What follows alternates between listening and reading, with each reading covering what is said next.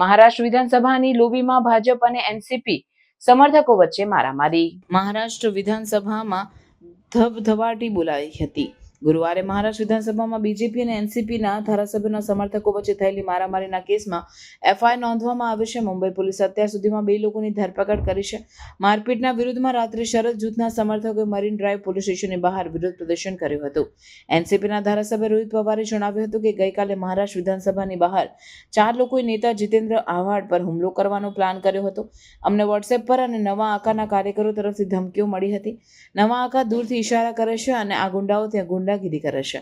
ખરેખરમાં ગુરુવારે મહારાષ્ટ્ર વિધાનસભાની લોબીમાં ભાજપના ધારાસભ્ય ગોપીચંદ પડલકર અને એનસીપીના ધારાસભ્ય જીતેન્દ્ર આવ્હાડના સમર્થકો વચ્ચે મારામારી થઈ હતી. આ મારામારીનો વિડીયો સોશિયલ મીડિયા પર વાયરલ થયો હતો.